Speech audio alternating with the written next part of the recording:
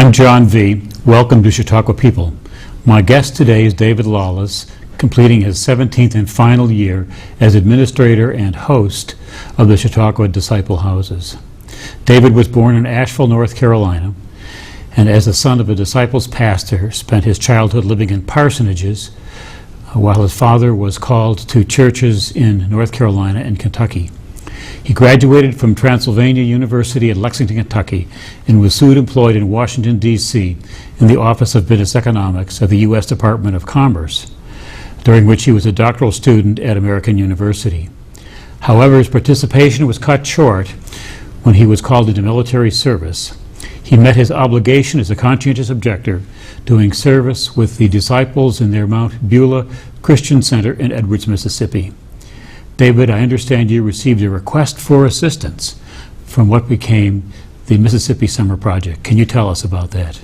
Yes, I was sitting at my desk one day, and cars pulled up, and there was Robert Moses and the whole group of people. Edgar Evers was there too, that were part of the SNCC organization at that time in Mississippi. And they said, David, we have a job for you. We had a wonderful facility there with dormitories and administration building and a nice ground, 1,300 acres of land. That was the part of the old Southern Christian Institute that had been merged with Tougaloo College, which really strengthened Tougaloo to the place where it could be accredited. It was the first accredited institution of higher education for African Americans in the whole state of Mississippi. But they said, we're going to call this program Citizenship Education. We're going to train people to go back in their communities. We'll bring them here from the Delta, from other places in the state, and train them to go back and do voter registration. But we don't want to call it that. It will bring too much difficulty to our efforts to get this peacefully off the ground. So they called it Citizenship Education, and that project then became, 2 years later, in 1954, the Mississippi Summer Project, or what often is referred now as Freedom Summer. 64, wasn't it? 64. Did I say 54? Mm-hmm. 1964. I'm sorry.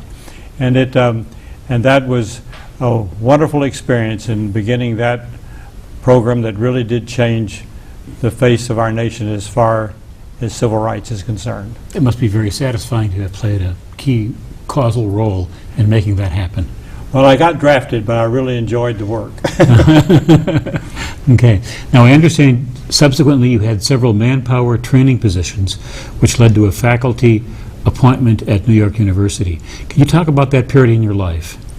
Well, it was a period when, during the Kennedy years, when he sent down to the people at the Department of Labor, said, what are we doing about automation? And you've got to answer back, nothing. So he pushed to get a piece of legislation passed called the Manpower Development and Training Act in 1962. And that was our country's first real effort to help people who were losing their jobs because of automation, and to begin to figure out a way to retrain them for jobs that were opening up. And as you know, we are still wrestling with that problem today. But it became quite an effort to go then to our largest 19 cities in the United States and help them create a concentrated and comprehensive manpower and training program in each city. Mm-hmm. And so New York University had the contract to help those cities do that. So I might have some seminar responsibilities with graduate students on Monday, and then I would fly out on Tuesday to one of the 19 cities all over from East Coast to West Coast to help them design these programs. There were several of us that were doing that, but that was a very dynamic period. And that was the first time we began to hear the concept, new careers for the poor. Mm-hmm. In fact, the book came out that described that at that time. So we were on that cutting edge of that effort to try to do something about the fact that so many people no longer could find work, and that is still true. And the requirement for continual retraining is there, and that really has accelerated those needs, have they not? Yes, and it's what has left me feeling so good about Chautauqua, because that continued training is also continuing education. Correct. and lifelong learning, which is something we all have to be involved in now, not only to stay employed, those that are in employment years, but those of the rest of us who want to be good citizens. Right, right. Now, there were several, following this period of time when you were at NYU, and that succeeded some other assignments, there were several intergovernmental positions, which led to an assignment for the governor of Kentucky. Can you tell me about those intergovernmental jobs you had? It was interesting. We were having, you talk about the silo effect of organizations. That was really very true in that time. And you had all the separate departments of the federal government and state governments that were independent and not talking to each other very well. So the whole field of intergovernmental relations started to develop. And the governor of Kentucky, when I came back from living in Greenwich Village, and I had long hair and a long beard, but some of my friends were working for him that I'd been in high school with.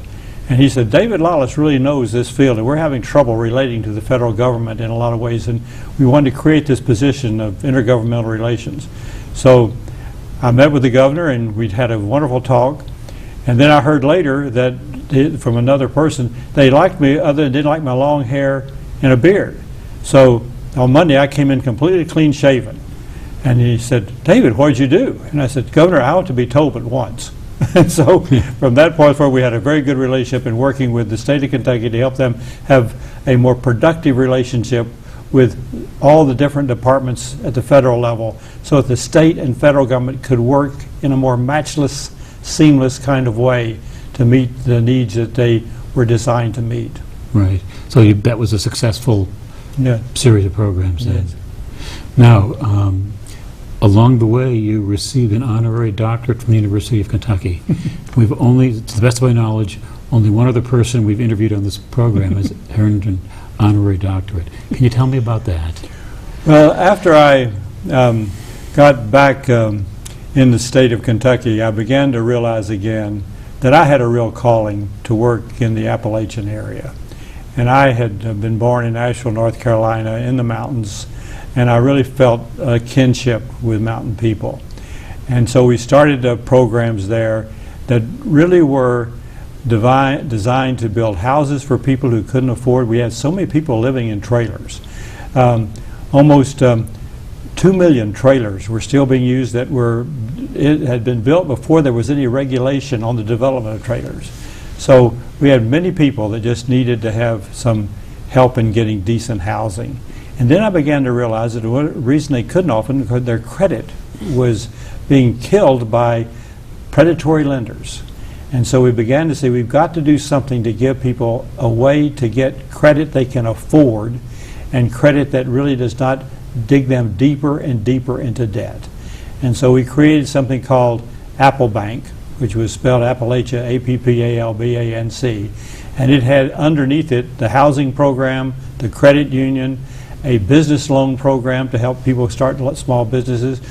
A lot of craft work was going on in that time with craft people who were doing art that was really under the name of handcraft, and they didn't have a way of marketing it. So we put together this effort to meet all those kinds of needs and covered it under the concept of Apple Bank. And then we learned that during the Clinton administration, he had some experience with a similar kind of local loan programs in Arkansas. And that began to lead toward a movement to create community development loan funds. And that was passed by the CDFI legislation, Community Financial Institutions Act, which under the Treasury you could actually be accredited or certified to do that kind of program. And when they had the signing of that legislation, I was asked to be there at the Rose Garden representing rural areas to speak at the signing ceremony of that. And it's one of my proud moments where we really got the place where we could start creating financial institutions in rural areas that weren't predatory in nature. Now, could you go a little further and tell me what the interest rates would be and how the treatment was different from Apple Bank as opposed to those lenders we label as predatory? Yeah. Well, what we would do, we would sit down with people. If you take somebody who whose house was falling down around them, And they often owned a little piece of land that inherited part of their family. So it was, then they would get the opportunity to, we'd sit on with them on their front porch, and we'd go over their budget. And we often had cases where their credit was terrible. So we sometimes had to spend 2 years helping them get through repair of their credit. And once we got to that place, we had financing that came from our state housing finance agency, which all states have, where we could loan money for as low as 1% for a 20 or 30 year period.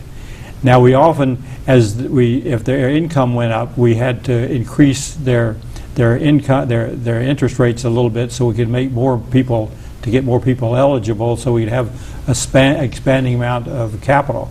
But the Adrian Dominican Sisters had a person in Appalachia working, and I was telling her about all this problem, and she's the one who helped through the Adrian Dominican Sisters to give Apple Bank its first loan capitalization of $30,000 for 3 years, interest quarterly, a balloon payment at the end.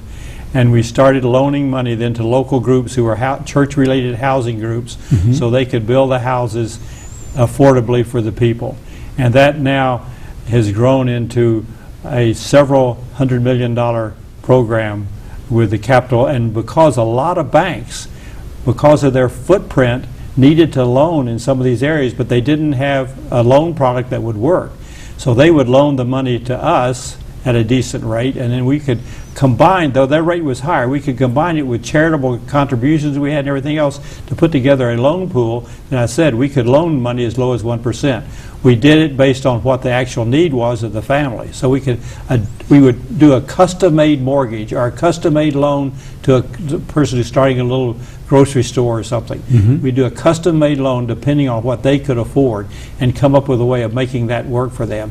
And always meant that they were able to pay that off over time, and we stayed with them. If something went wrong, we would be right there to help them figure out what to do to make it right again. That very labor-intensive lending, no one can afford to do but a nonprofit. And Apple Bank was a nonprofit that was able to gain the capacity to do that. And so it's still functioning and doing well. Still going on. How many, or what percentage of the loans went sour? Well, we had an interesting definition of sour. Okay. we on occasion we would have to reconvey a mortgage back to us or a loan back to us. So we would take it back rather than foreclosing. Right. And then we would help that family. Like a family could have a situation where their mortgage was based on both the father and the wife working, and all of a sudden one of them couldn't work, and we might have to work out some other housing arrangement for them, rental or something else, which we also did a lot of rental housing. But it meant that we would stay with that family and make sure whatever happened to them, we would then recreate a new plan, a new design that would work, and we would then take that house back maybe and sell it to another family that could handle it. Or take the loan back for a small grocery store and figure out how to help that family find another place to work. So it was always that hands-on, front porch type lending that made it possible to relate to people in rural areas. And did you find this really made differences in people's lives? Oh yes, there's so many stories. Just a quick one. We had finished a loan closing in Manchester, Kentucky, in a little place called in Clay County, and we were standing out on the porch with the local director of the housing program, and I was standing there with the banker who had helped us put together the mortgage for this family, some bank money and some of our money. And a woman came out and said, "Mr. Yost, you left your book in here, your little appointment book." And he said, "Oh, I'm sorry, I'm so glad you brought it back out to me." She said, "You don't recognize me, do you?" And he said, "No." And he said, "Well, 10 years ago, our families were living in a box house that's just 4 walls and had an old wood stove, and we went down to the creek to get our water, and we had a privy out back." And he said, "Everybody else in my community lived that way, so I was not embarrassed about going to school there, and I loved school. But then when I got old enough to go to high school, that meant I had to go into the county seat, to the consolidated school. And she said, I just knew my clothes were not right, I knew that I hadn't bathed as often as others, and I just said, well, I won't go to high school. I'll stay here and help Mother with the other kids.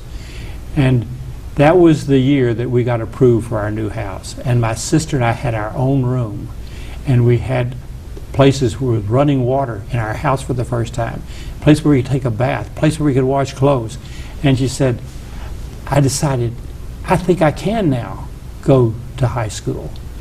And now I just would like to let you know, because of that day, I am in my third year of college at Eastern University, and I'm working in the bank in the summers, and I plan to go into law. And it would never have happened if you all hadn't stepped in the day that you did and help us figure out a way to live in a way that is productive to the development of skills and having a good family. You didn't go to divinity school, but that's a real ministry, isn't it? You know, I always found, and it was interesting, many of the people who were in this housing program, this Dwayne Yost was a reverend, but he got so involved in wanting to do something about the people in his congregation, he created Kentucky Mountain Housing to do that, and that was one of our federation groups. Now, how long were you involved with Apple Bank? Well, probably 20 years. And when I got to the place where I was thinking about retirement, we'd been coming to Chautauqua a long time. My mother, in her 90th year, her only year of a free gate pass, was the year of her 50th anniversary from the book club. And so I helped. There were only 3 people in her class, and we walked during the parade that day. But when Betty and I heard that there's possibility of getting the job after our predecessors were ready to leave the disciple houses, I went and told my company that I was ready to retire. And they told me, if you'll stay on 2 more years and help with a good transition to new leadership here, we'll let you have the summers off. And so in 2000, Betty and I started, my wife and I started coming to Chautauqua, and we've been there the 17 years since that day.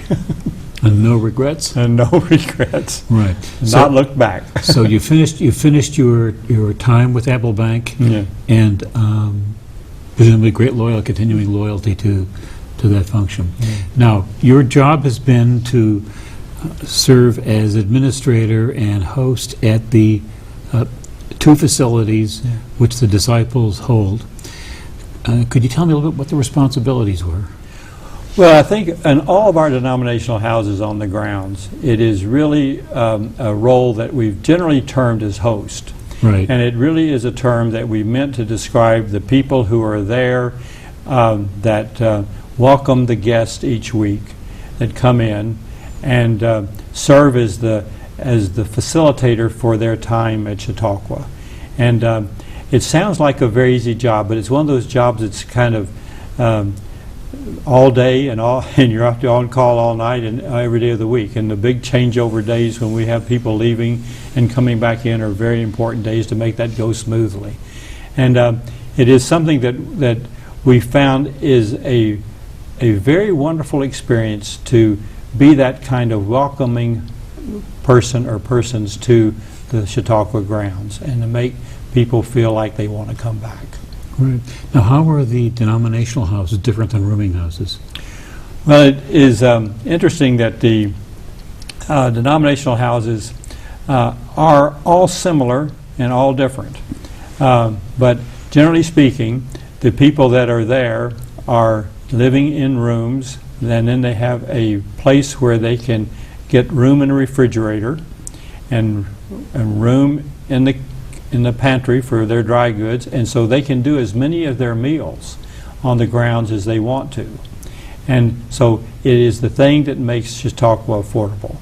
If you're paying a couple, paying $1,000 between you almost for a gate pass, then to have a place where you can stay for $200 a week and be able to do your own meals, it means it really is a place where Chautauqua can be made affordable for many people who are in social work, in ministry, in other professions where they didn't become significantly wealthy and need that kind of affordable place to stay. And those are the people, too, that most want, I think, to come to Chautauqua.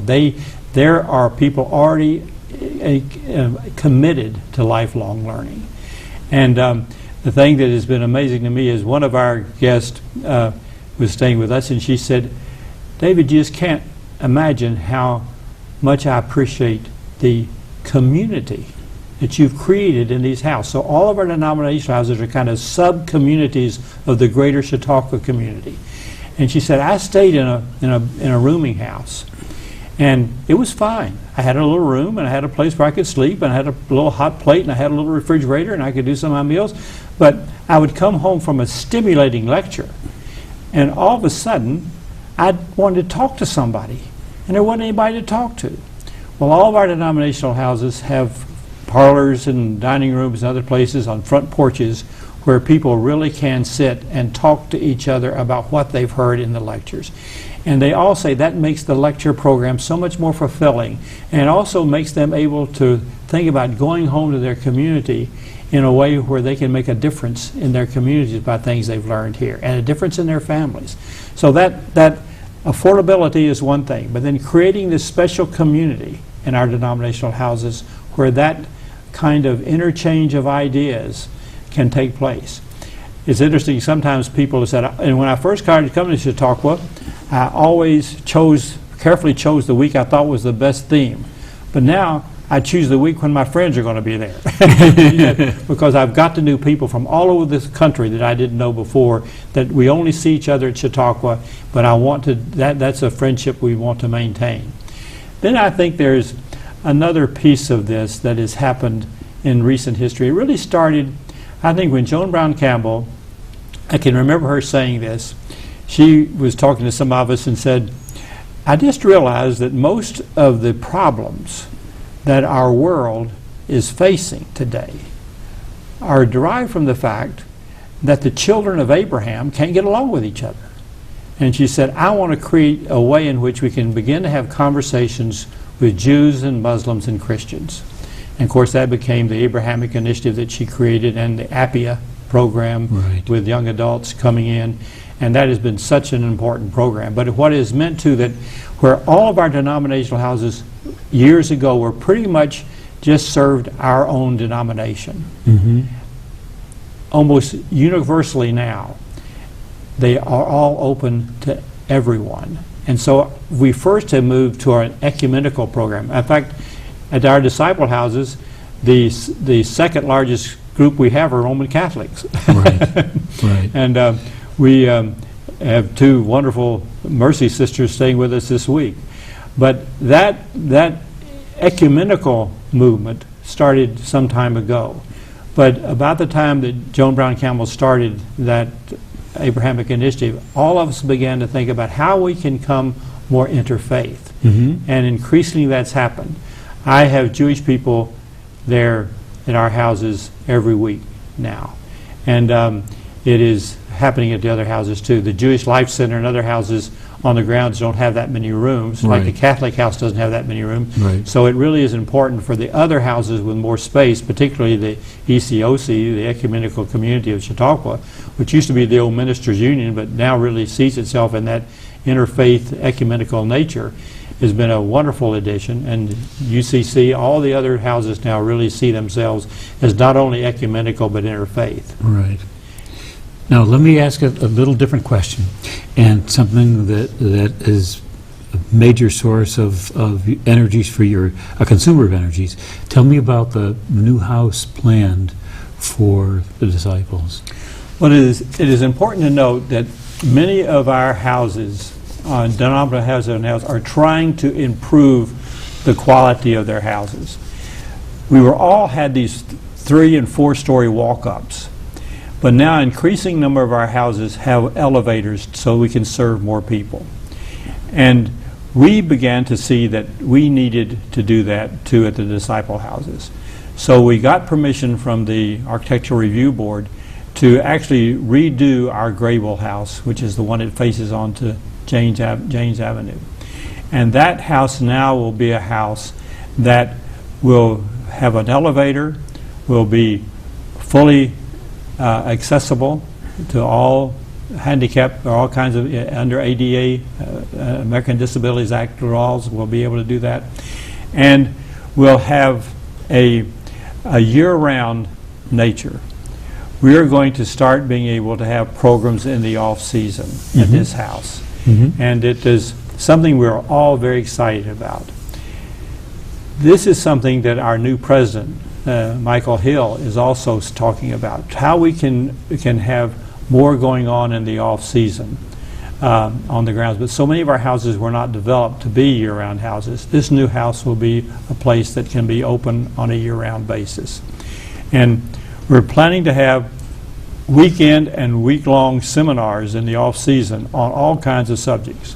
For example, one of our guests is from East Aurora and is very involved in the veterans movement. He's a veteran and is doing things and one of the things our society is really facing now is how poorly we've treated a lot of our veterans. And he is working to create programs in this part of the country where veterans can express themselves on what their needs are.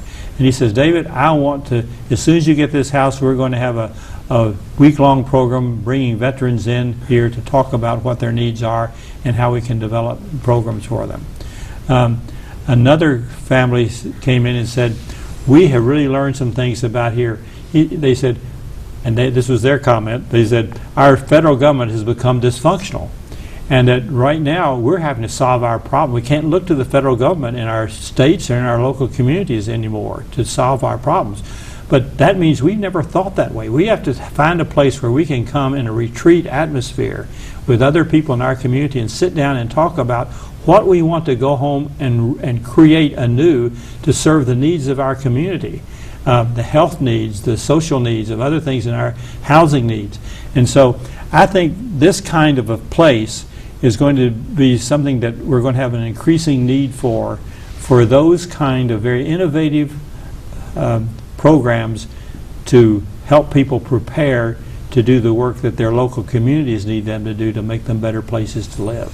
So we're really excited about this opportunity. Traditionally, churches have played a role with that, have they not? Yes, and it is, I think, we're all worried about the church of tomorrow, and so many of our mainline churches are diminishing. But as you see this happening, and this is relatively new, it's since this election, this is really being talked about a lot, churches are becoming the place again in their communities where people are looking to say, we need a nucleus to have a place where we can come and talk. And because churches are now, again, able to act more ecumenically with each other in the local community, that's happening.